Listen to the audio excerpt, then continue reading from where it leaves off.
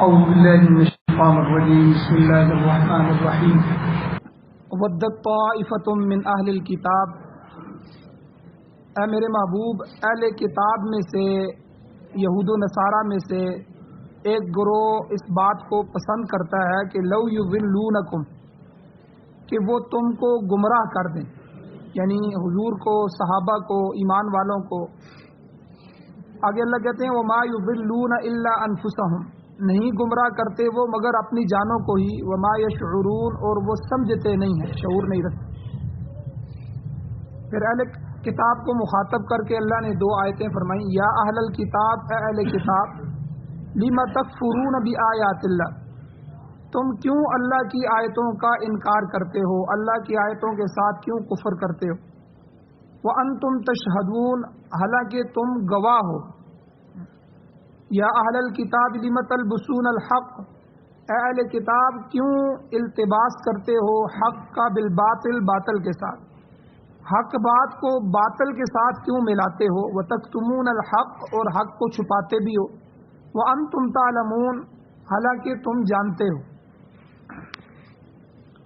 سورہ آل عمران کی یہ 3 آیتیں، آیت نمبر 69، 70 اور 71، یہ کل کے درس میں بھی بیان ہوئی تھی، آدھا درس ان کا کل گزر چکا ہے، کہ اہل کتاب جو عیسائی اور یہودی ہیں، حضور کو فرمایا گیا کہ لو یضلونکم ودت طائفۃ من اہل الکتاب، ان میں سے اہل کتاب میں سے ایک بڑا گروہ اس بات کو پسند کرتا ہے کہ مسلمان کافر ہو جائیں، گمراہ ہو جائیں، اور ان سب کو اپنے دین سے ہم پھیر دیں۔ اس موضوع پر کل بھی گفتگو ہوئی تھی کہ ان کی کون کون سی سازشیں ہیں جو عیسائیوں اور یہودیوں نے کی ہیں، جن کی وجہ سے انہوں نے اسلام کو نقصان پہنچایا ہے اور مسلمان کو کافر بنانے کی کوشش کی ہے۔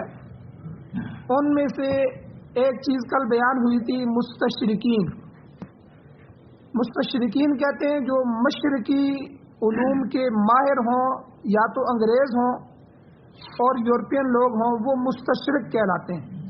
یہ لوگ اسلام کے ہمدرد بن کر اسلامی علوم کا مطالعہ کرتے ہیں، پھر بعد میں اسے اسلام کو بدنام کرنے کی کوشش کرتے ہیں۔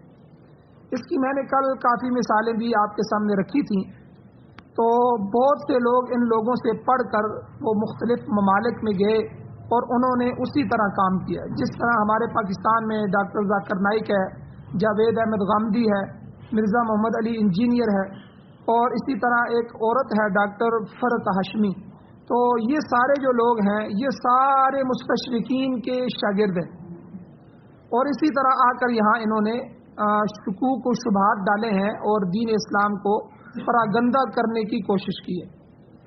تو بہرحال بہت سے ان کے جو اشکالات تھے میں نے کل پیش کیے تھے کہ یہ مسلمان جو ان کے سامنے اللہ تعالیٰ، اس کے رسول اور قرآن پاک سے متنفر کرنے کے لیے ایسے ایسے اعتراضات اٹھاتے ہیں کہ بعض لوگ شک میں پڑ جاتے ہیں، اور اس کا علاج کیا ہے کہ ان کے حملوں سے بچنے کا ایک ہی طریقہ ہے کہ مسلمان اپنے مرکزی عقیدے سے جڑا رہے اور قرآن کے ساتھ اپنے تعلق کو مضبوط کرے۔ جو آدمی قرآن کا دامن نہیں چھوڑے گا وہ کبھی بھی گمراہ نہیں ہوگا۔ تو جو قرآن سے دور ہو گیا وہ کسی بھی گمراہی میں کسی وقت بھی پڑ سکتا ہے۔ تو اس لیے نظریات کی حفاظت کرنا بہت ضروری ہے۔ تو آج پورے عالم اسلام میں کہیں بھی مسلمان اپنے مکمل دین پر قائم نہیں رہ سکے، ان کے عقیدے بگڑ چکے ہیں، نظریات فاسد ہو چکے ہیں۔ آج کی دنیا میں مسلمانوں نے بھی انہی نظریات کو اپنا لیا ہے جو غیر مسلموں نے اختیار کیے تھے، بلکہ آج کے اکثر نام نہاد اعلیٰ تعلیم یافتہ جو لوگ کہلاتے ہیں وہ فاسد خیالات کا شکار ہو چکے ہیں، اور انگریزی تعلیم کی ہونے کی وجہ سے قرآن پاک کی تعلیم کو یا تو پڑھتے ہی نہیں ہیں، یا پڑھتے ہیں تو پھر تروڑ مروڑ کے اس کو پیش کرتے ہیں، چونکہ کسی عالم سے، کسی استاد سے سیکھا نہیں ہے، اس لیے خود ہی اس کی تشریح کرتے ہیں، جس کی وجہ سے گمراہیوں میں پڑ جاتے ہیں۔ ایک تو یہ چیز تھی جس کا تذکرہ کل کے درس میں گزرا ہے، تفصیلاً بیان ہو گیا۔ ایک اور چیز کیا ہے جس کی وجہ سے یہود و نصارہ نے مسلمانوں کو گمراہ کیا، وہ فن اور فحاشی، یعنی کھیل، تماشے، اریانی، فحاشی، ماڈلنگ، اور ایسی دیگر جو قباحات ہیں، برائیاں ہیں، ان کو فن کا نام دیا گیا. فن کا نام، یہ فن ہے جی، یہ تو ثقافت ہے. اور پھر دعویٰ یہ کیا گیا کہ اسلام ان کی مخالفت نہیں کرتا. یعنی پہلے ایک گناہ کو ملک کے اندر رائج کیا گیا، اس کو فن کہا گیا. پھر دوسرا ظلم یہ کیا گیا کہ دعویٰ اسلام کے سر پہ چھوڑ دیا گیا کہ اسلام ان کو منع نہیں کرتا، مخالفت نہیں کرتا. اب گانا بجانا، راگ رنگ، فلم، ڈرامے، یہ سب کیا کہتے ہیں کہ یہ فن ہے، اور اس میں کردار کرنے والے، حصہ لینے والے وہ فنکار ہیں، اور گانا گانے والے گلوکار ہیں.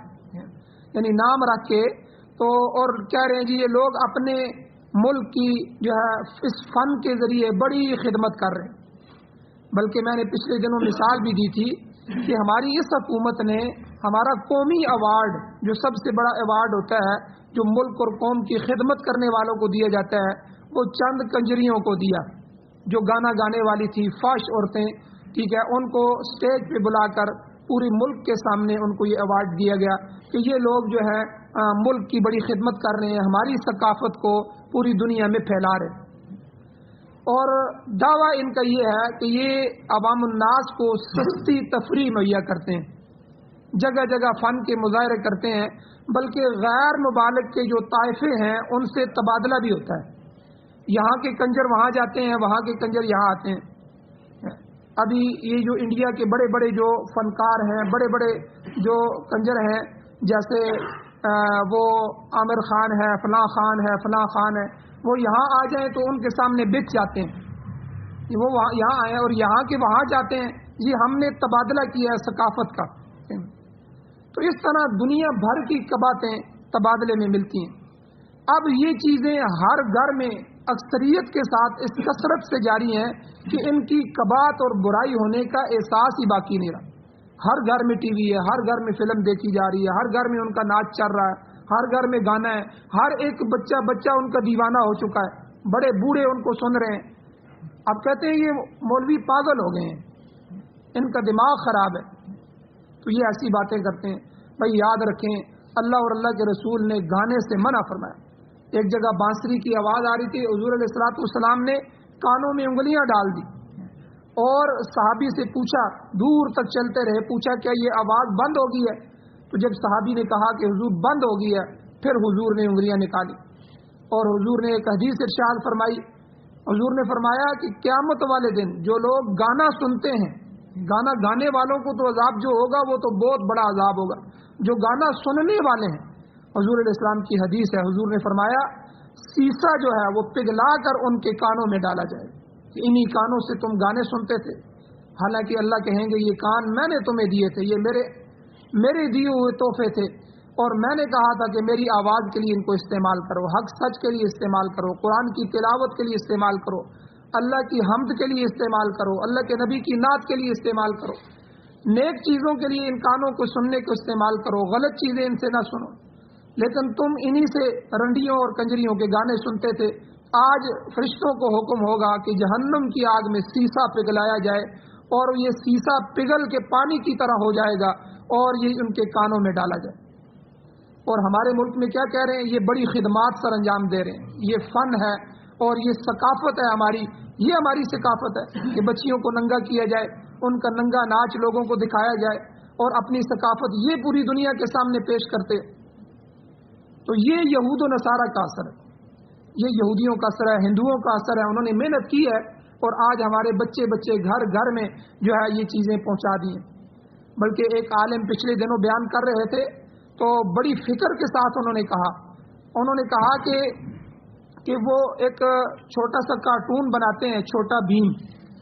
اب وہ بظاہر کارٹون ہے، بچے سارے اس کو دیکھ رہے ہیں، میرا بچہ ہے، مولوی کا بچہ ہے، آپ کا بچہ ہے، ہر ایک کا بچہ کہ وہ اس کو دیکھ رہے ہیں. ہم بھی ان کو پکڑا دیتے ہیں، چلو جی کارٹون. حالانکہ وہ اس کارٹون میں کیا سکھا رہے ہیں؟ وہ کارٹون جب کسی مشکل میں وہ پھنس جاتا ہے تو وہ اپنے بھگوان کو آواز دیتا ہے، ٹھیک ہے، وہ بھگوان فوراً آتا ہے، وہ بت، اور آ کے اس کی مدد کرتا ہے. تو یہ بچوں کے عقیدے بنائے جائیں کارٹونوں کے ذریعے، اور ہم اس کو سمجھ ہی نہیں رہے کہ یہ ہمارے بچوں کے ساتھ کر کیا رہے ہیں. تو یہ کافر کی محنت ہے کہ مسلمان نہ رہے، مسلمان کا بچہ نہ رہے. اب فلمیں جو دکھائی جاتی ہیں ان کی ہر فلم میں ان کا نکاح دکھایا جاتا ہے، ان کی منگنی مہندی کی رسم دکھائی جاتی ہے، ٹھیک ہے، جو باغ کے لڑکے لڑکیاں والدین کے بغاوت میں شادیاں کرتے ہیں، ٹھیک ہے، وہ دکھائی جاتی ہیں، اور اسی طرح جو ہے وہ ان کا جو منتر پڑھتے ہیں نکاح کے وقت، ان کا جو ہوتا ہے اس میں آ کے جو وہ وید پڑھتے ہیں اپنی کتابوں کی، وہ دکھائی جا رہی ہیں، ان کے بھگوان دکھائے جاتے ہیں ان کی فلموں میں، وہ آ کے ان کے سامنے پوجا کر رہے ہیں، ان کی پوجا دکھائی جاتی ہے۔ اب ہمارا نوجوان فلم دیکھ کے کیا سیکھ رہا ہے؟ وہ تو اپنا سب کچھ سکھا رہے ہیں، اور ایک فلم دیکھے گا، دوسری دیکھے گا، 10 دیکھے گا، 20 دیکھے گا، پھر آہستہ آہستہ ان برائیوں کی جو ہے وہ ساری کباط اس کے دل سے نکل جائے گی، وہ کہیں گے یہ مولوی پاگل ہے، ویسے ہی کہتے ہیں یہ کوئی بری بات ہے۔ تو یعنی یہ ایک ہتھیار استعمال، ایک تو مستشرقین کے ذریعے امت کو گمراہ کیا گیا، دوسرا یہ فن اور فحاشی کو ثقافت کہہ کے، فن کہہ کے، اور اس کا تبادلہ کیا گیا، پوری دنیا میں ہمارے ملک کو کنجروں کا ملک کہلا دیا گیا۔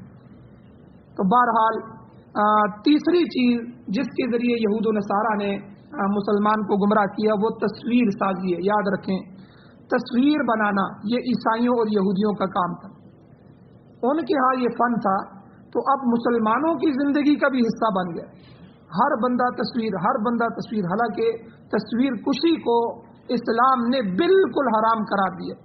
حضور نے حدیث میں فرمایا لعن اللہ المصورین، اللہ تعالیٰ کی لعنت ہو مصورین پر، تصویر بنانے والوں، اللہ لعنت اور پھٹکار کرتے ہیں تصویر بنانے والوں۔ آج دنیا کے کسی ملک میں بھی مسلمان اسلام پر مکمل کار بند نہیں ہے، اہل کتاب نے انہیں شکوک و شبہات میں مبتلا کر دیا، ان کے عقیدے بگاڑ دیے، ان کے نظریات فاسد کر دیے، یہ سب فحش چیزوں میں آتی ہیں۔ اور قرآن مجید میں اللہ فرماتے ہیں قل ان اللہ لا یأمر بالفحشاء والمنکر، اللہ تعالیٰ تو تمہیں بے حیائی اور فواش کا حکم نہیں دیتا، مگر آج انہی کبھی چیزوں کو فن کا نام دے کر جائز قرار دیا گیا ہے۔ ان تمام لغویات کا علاج قرآن و سنت پر استقامت میں ہے، مگر اس دور میں دنیا بھر کے مسلمان یہودیت اور نصرانیت کا شکار ہو چکے ہیں۔ اور اس کے علاوہ تصویر سازی کے علاوہ ایک اور چیز ہے جو ہمارے معاشرے میں ہر اسلامی ملک میں رائج کی گئی، وہ مشنری اداروں کا جال۔ دنیا بھر میں جو پھیلے ہوئے عیسائی جو ہے ان کے مشنری ادارے، یہودی یاد رکھیں وہ تبلیغ نہیں کرتے، یہودی کسی کو یہودی نہیں بننے دیتے، ٹھیک ہے، وہ تو تبلیغ نہیں کرتے، ان سے تو جان چھوٹی، لیکن عیسائی آگے عیسائی بناتے ہیں۔ جس طرح ہمارے مسلمان کوشش کرتے ہیں پوری دنیا کا کافر مسلمان ہو جائے، جہنم سے بچ کر جنت میں جانے والا ہو جائے، اسی طرح عیسائی کوشش کرتے ہیں ساری دنیا عیسائی ہو جائے۔ تو اس کے لیے انہوں نے مشنری ادارے بنائے ہیں، اور دراصل یہ دین سے گمراہ کرنے کا فریضہ ادا کر رہے ہیں، دین سے گمراہ کرنے کے اڈے ہیں۔ اب ان میں کیا آتا ہے، گرجے، ہر ملک میں جو ان کے گرجے ہیں یہ کام وہ کر رہے ہیں۔ عیسائیوں کے عیسائی مشنری اسکول موجود ہیں، ہر شہر میں تقریباً ہوتے ہیں۔ اسی طرح مشنری اسپتالیں ہیں، جیسے ہماری کرسچن اسپتال ہے ٹیکسلا میں، اس کو مشن اسپتال بھی کہتے ہیں۔ مشن اسپتال کیوں کہتے ہیں کہ یہ عام اسپتال نہیں ہے، بلکہ اس کو ایک مشن کے لیے بنایا گیا ہے۔ وہ مشن کیا ہے کہ عیسائیت کی تبلیغ۔ اب آپ نے دیکھا ہوگا کہ وہاں جب صبح صبح کوئی مریض آپ دیکھنے جائیں یا کوئی مریض ہو تو وہ صبح صبح آتے ہیں، اپنی عبادت کرتے ہیں، اور جو پرچی ہم بناتے ہیں اس پرچی کے پیچھے بھی شرک لکھا ہوتا ہے۔ اب وہ اللہ سے دعا نہیں کرتے کہ اللہ اس مریض کو صحیح کر، وہ یسوع مسیح سے دعا کرتے ہیں، عیسیٰ علیہ السلام کو خدا سمجھتے ہیں، کہ ان کے سامنے دعا رکھتے ہیں کہ اے اللہ ان مریضوں کو، اے عیسیٰ آپ ان مریضوں کو شفا عطا فرمائیے۔ اور یہی سبق ان کی کتابیں جگہ جگہ پڑھی ہوتی ہیں اور لکھا ہوتا ہے، مفت لے جا سکتے ہیں، بہت سے نوجوان ان کو لے جاتے ہیں، وہ پڑھتے ہیں، اپنے گھروں میں رکھتے ہیں۔ تو بہرحال تو جو مریض تندرست ہو کر باہر نکلتا ہے تو وہ آدھا عیسائی بن چکا ہوتا ہے۔ تو یہ سارے ادارے ہیں۔ یہی حال مشنری اسکولوں کا ہے، جہاں بائبل کی تعلیم دی جاتی ہے۔ ملک پاکستان کا ہے، ملک اسلامی ہے، اور مشنری اسکول ان کے ہیں، اور جو ہے کتابوں کے ساتھ ساتھ اسکول کے ساتھ ساتھ ان کو بائبل پڑھائی جا رہی ہے۔ تو ان مشنری اداروں کو چلانے والے امریکہ، کینیڈا، برطانیہ، جرمنی کے عیسائی ہیں، جو پیچھے سے ان کو ایڈ دیتے ہیں، اور یہ جو اسپتالیں، یہ سکول ہیں، یہ پیچھے ان کی بہت بڑی امداد آتی ہے، اس سے یہ چل رہی ہوتی ہیں۔ تو بہرحال یہ مشرقی ممالک پر ان کی یلغار ہے، تاکہ مسلمان اپنے اسلام سے بیگانہ ہو کر ان کے مشن کو اپنا لیں۔ اور اسی طرح ایک اور ہتھیار جو یہود و نصارہ کا ہے جس کے ذریعے انہوں نے امت کو گمراہ کیا ہے، وہ عالمی خبریں ہیں. یعنی عالمی خبریں تمام کی تمام یہود و نصارہ کے توسط سے، ان کے واسطے سے آتی ہیں. وہ انہیں اپنی مرضی کے مطابق تروڑ مروڑ کے اخبارات میں، میڈیا میں پیش کرتے ہیں تاکہ مسلمانوں کے خلاف یہود و نصارہ کو تقویت اور طاقت حاصل ہو. پوری دنیا میں کوئی مسلمان خبر ایجنسی ایسی نہیں ہے جو ان تک صحیح خبریں پہنچائے. لوگ غلط ملت خبریں پڑھ کر پھر انہی پر یقین کرتے ہیں اور انہی کے مطابق جو ہے ملکوں کے ملک چل رہے ہیں.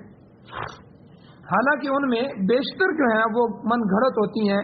ان کا مقصد محض یہ ہے کہ تمہیں اپنے اصل نظریات سے متنفر کر کے باطل نظریات کی طرف راغب کریں تاکہ قرآن کے ساتھ تمہارا تعلق نہ رہے.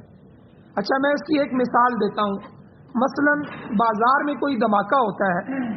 اب دھماکہ ہوتا ہے تو خبر ان کو دھماکے کی دینی چاہیے کہ فلاں بازار کے اندر ایک دھماکہ ہو گیا ہے جس میں یہ نقصان ہے.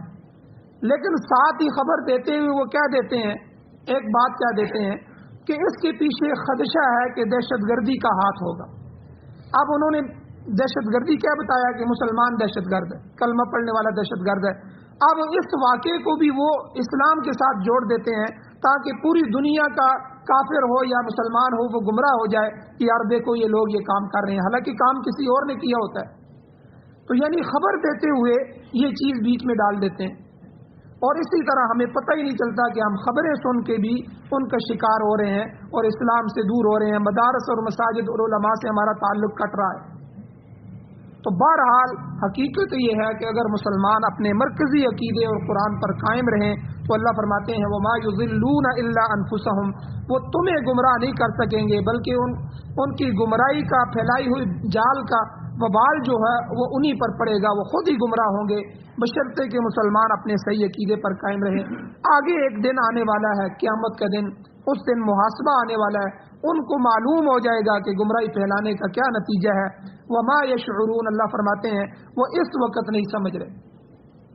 اب آگے اہل کتاب کو اللہ نے مخاطب کیا، فرمایا یا اہل الکتاب، اے اہل کتاب لما تکفرون بآیات اللہ، تم اللہ کی آیات کا کیوں انکار کرتے ہو، کیوں کفر کرتے ہو، یعنی ان کو کیوں جھٹلاتے ہو.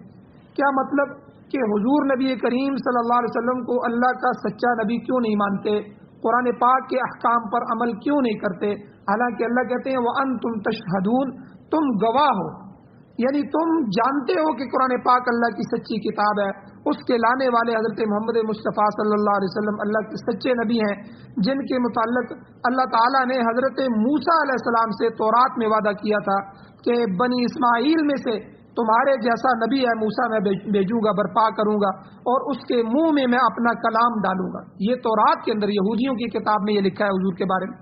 تو قرآن پاک وہی کلام ہے اور محمد صلی اللہ علیہ وسلم وہی نبی ہیں. اور یہودیوں کے بارے میں اللہ کیا فرماتے ہیں یعرفونہ کما یعرفون ابناءہم، کہ تم حضور کو اس طرح پہچانتے ہو جس طرح اپنی اولاد کو پہچانتے ہو. اللہ تعالیٰ نے سورہ اعراف میں فرمایا یجدونہ مکتوبا عندہم فی التوراۃ والانجیل، اہل کتاب حضور خاتم النبیین صلی اللہ علیہ وسلم کی صداقت کے متعلق تورات اور انجیل میں لکھا ہوا پاتے ہیں. یعنی اللہ نے تورات انجیل میں لکھ دیا تھا حضور کے بارے میں، مگر یہ اپنی ضد، اناد، حسد اور ذہنی فساد اور بغض کی وجہ سے ان پر ایمان لانے کے لیے تیار ہیں.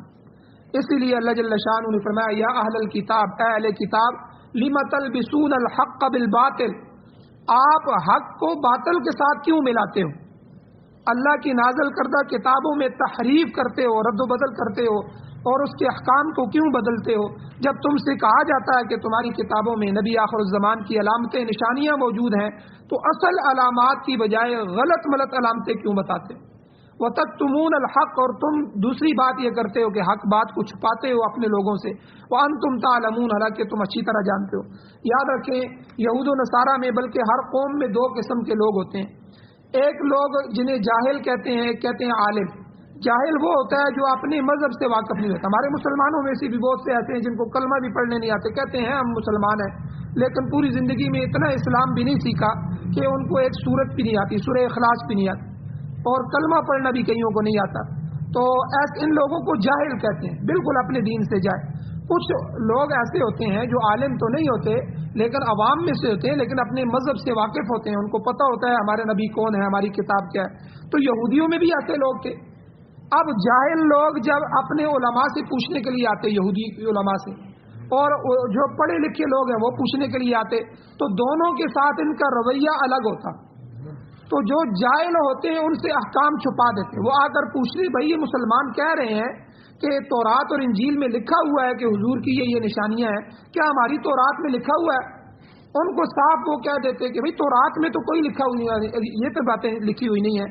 تو اللہ کہتے ہیں لیمت وتکتمون الحق، کیوں چھپاتے ہو حق کو ان سے، کیوں نہیں بتا دیتے ان کو کہ حضور کے بارے میں لکھا ہوا ہے. اور جب پڑھے لکھے لوگ ان کے پاس آتے وہ پوچھتے، تو یہودی علماء کو پتہ تھا کہ ان کو کچھ نہ کچھ پتہ ہے، اتنا ان کو پتہ ہے کہ یہاں حضور کی علامات موجود ہیں. تو اللہ کہتے ہیں لم تلبسون الحق بالباطل، وہاں یہ کیا کرتے ہیں، وہاں چھپاتے نہیں ہیں کیونکہ ان کو تو پہلے سے پتہ ہے، وہاں یہ تلبیس کرتے ہیں، ملا دیتے ہیں حق کو باطل سے. مثلا حضور کے بارے میں لکھا ہے کہ حضور کی آنکھیں ایسی ہوں گی. اللہ نے تورات انجیل میں حضور علیہ الصلوۃ والسلام کا پہلے نبیوں کی کتابوں میں پورا حلیہ بیان فرمایا کہ حضور کے بال کیسے ہوں گے، حضور کی چال کیسے ہوگی، حضور کے صحابہ کیسے ہوں گے، حضور کی آنکھیں کیسی ہوں گی، حضور کا ناک کیسا ہوگا. تو جیسی صفات بتائی گئی تھی ان سے الٹ بتا دیتے. جیسے بال حضور کے سیدھے ہوں گے، یہ کہتے جی وہ نبی ایسا ہوگا جس کے بال گنگریالے ہوں گے. اب ظاہر بات ہے یہ پڑھے لکھے لوگ جا کے دیکھتے تو حضور کے بال سیدھے ہوتے، وہ کہتے یہ تو وہ نبی نہیں ہے، باقی وہ ہمارے بال. یعنی یہ دو کام یہودی کرتے تھے. تو اللہ نے اس آیت میں کہا کہ پڑھے لکھے جب لوگ آگے پوچھتے ہیں تو تم حق کو باطل سے ملا کے گڑبڑ کر کے الٹا کر کے بتاتے ہو، اور جاہل جب تمہارے پاس آتا ہے تو تم چھپا دیتے ہو، کہتے ہو ایسا حق تو بیان ہی نہیں ہوا. تو یہ کام تم کیوں کر رہے ہو؟ تو اس لیے تم جو ہے کتمان حق کر رہے ہو، کذب بیانی کر رہے ہو. اب مشرکین جو ہے وہ تو لا علمی کی وجہ سے، اشتباہ کی وجہ سے گمراہی میں پھنسے ہوئے ہیں، ان کے پاس تو کوئی کتاب نہیں ہے، مگر تم جان بوجھ کر اس میں پڑے ہوئے ہیں، تمہارا کوئی علاج ممکن نہیں ہے. یہ یہودی جب مکے میں آتے نا تو مکے کے مشرکین ان سے پوچھتے کہ بھئی تم اہل کتاب ہو، تمہیں اللہ نے کتاب دی ہے، ہمارے پاس تو کتاب نہیں ہے، ہمارے پاس تو یہاں سے نبی وہ گئے ہیں، حضور چلے گئے مدینہ میں، تم ہمیں بتاؤ کہ ہمارا مذہب اچھا ہے یا مسلمانوں کا مذہب اچھا ہے. تو وہ کہتے نہیں بھائی تمہارا مذہب ٹھیک ہے، مسلمانوں کا مذہب ٹھیک نہیں ہے. تو یہاں بھی جان بوجھ کر ایسا کرتے تاکہ مسلمانوں کے خلاف نفرت ہو اور مشرکین مسلمان نہ ہو جائیں. تو اللہ نے ان آیتوں میں یہی کہا کہ تم یہ کیوں سازش کر رہے ہو. یہ حضور کے زمانے کی سازشیں ہیں جو قرآن میں آئی ہیں.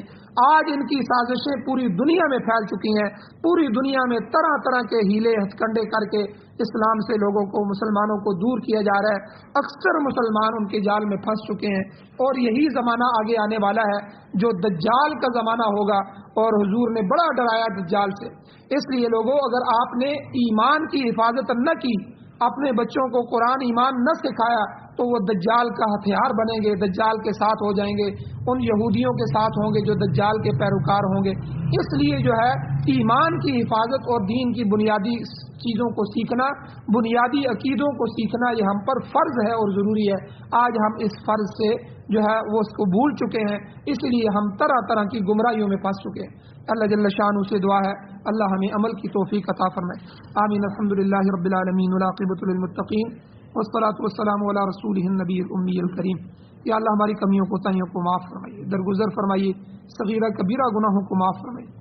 یا اللہ قرآن اور سنت کو سننے، سمجھنے، اس پر عمل کرنے کی توفیق عطا فرمائیے. یا اللہ جب تک زندگی ہو عزت والی، وقار والی زندگی نصیب فرمائیے.